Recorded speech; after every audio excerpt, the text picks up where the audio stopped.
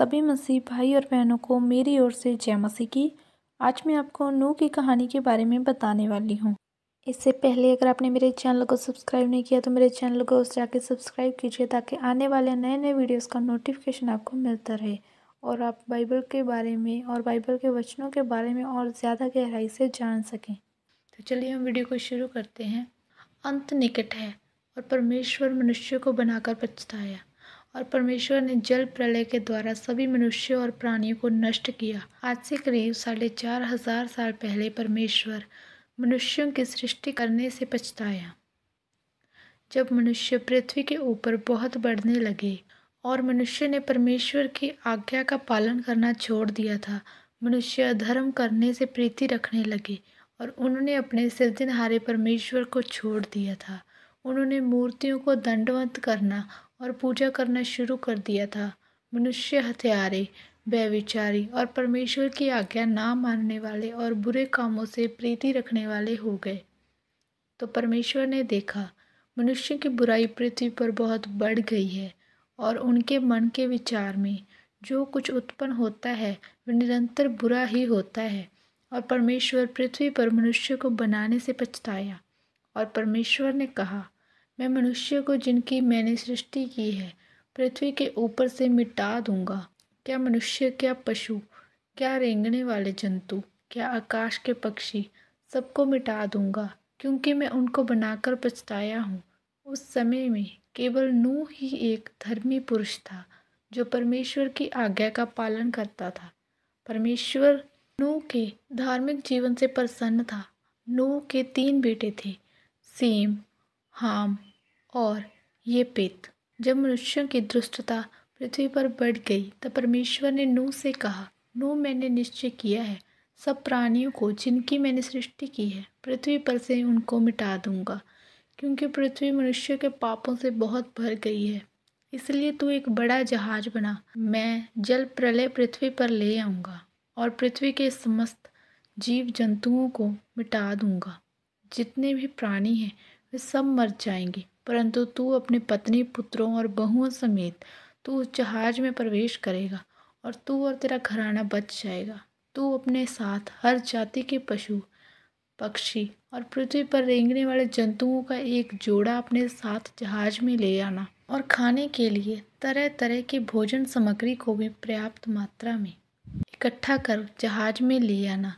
और जिस प्रकार परमेश्वर ने नूह को आज्ञा दी थी, नूह ने जहाज बनाना आरंभ किया। नूह ने लोगों को बार बार चेतावनी देते हुए कहा, परमेश्वर जल्द ही इस पृथ्वी को जल प्रलय से नष्ट करने जा रहा है, इसलिए अपने पापों से पश्चाताप करो और परमेश्वर के पास लौट आओ, और यदि तुम ऐसा नहीं करोगे तो तुम जल्द ही नष्ट हो जाओगे। अरे नूह, देखो पागल हो गया है। अरे पागल नूह, पानी कहाँ है? अरे नूह तो बिल्कुल पागल हो गया है। परंतु लोगों ने नूह का मजाक उड़ाया ऐसे बोल के उसकी चेतावनी अनसुनी कर दी। कुछ समय पश्चात जब जहाज बनकर तैयार हो गया तब परमेश्वर ने नूह से कहा, नूह, तू अपने घराने समेत जहाज में चला जा। 7 दिन बाद में 40 दिन और 40 रात पृथ्वी पर बारिश करके इन समस्त जीव जंतुओं को पृथ्वी पर से मिटा डालूंगा। और जल प्रलय से बचने के लिए नूह ने अपनी पत्नी, पुत्रों और बहुओं सहित जहाज में चले गए, जैसा परमेश्वर ने नूह से कहा था। नाना प्रकार के वन पशु, पालतू पशु, रेंगने वाले जंतु और हर प्रकार के पक्षी नूह के पास जहाज में आ गए।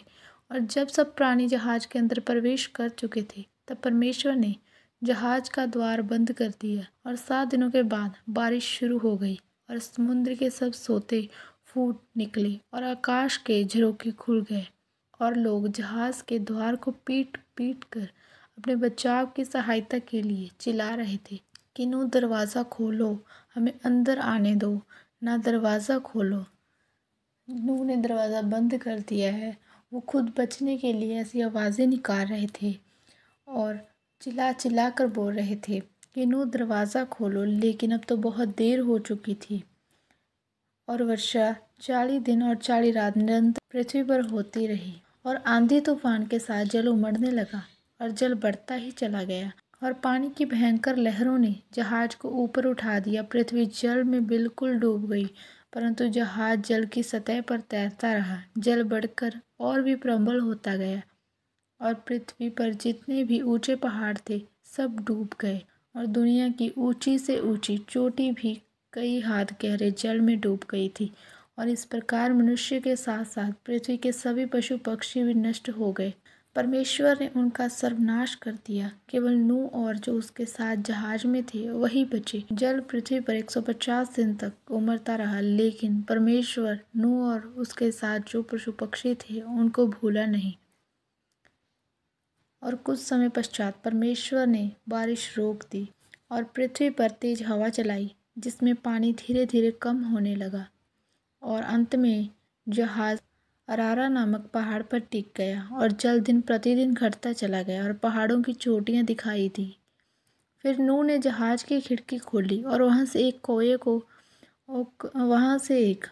कौवे को उड़ाया कि देखे जल पृथ्वी पर से घटा या नहीं। और कौवे को कहीं सूखी भूमि ना दिखाई दी, इसलिए वो इधर उधर भटकता रहा। फिर नूह ने अपने पास से एक कबूतरी को उड़ाया, मगर उसे भी पैर धरने के लिए स्थान ना मिला, क्योंकि पृथ्वी पर जल ही जल छाया था।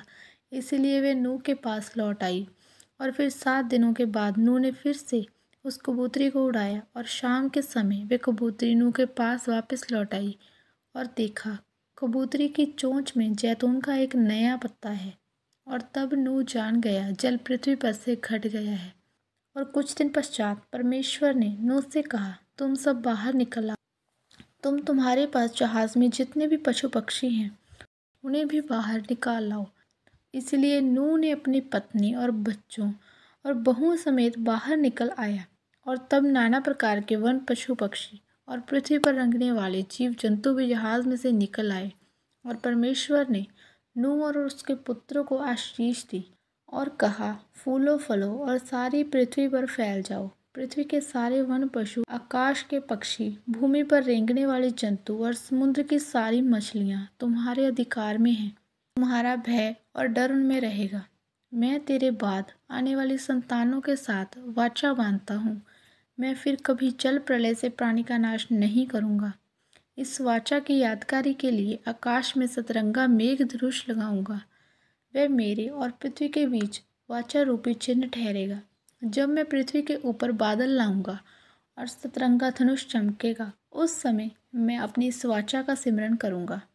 नूह के 3 पुत्र सेम, हाम और येपेत थे, और इन्हीं तीनों से संसार की सभी प्रकार की जातियां उत्पन्न हुई।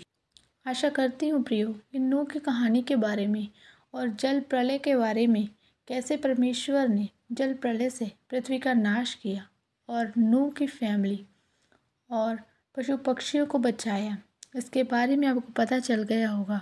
इस वीडियो को ज़्यादा से ज़्यादा सपोर्ट करें ताकि मैं इसी प्रकार से और वीडियो बना सकूं। आपको ये वीडियो कैसी लगी और आप इस वीडियो को कहां से देख रहे हो, कमेंट बॉक्स में ज़रूर बताएं। कल एक नई वीडियो के साथ आप सभी से मुलाकात होगी। तब तक के लिए आप सभी को जय मसीह की।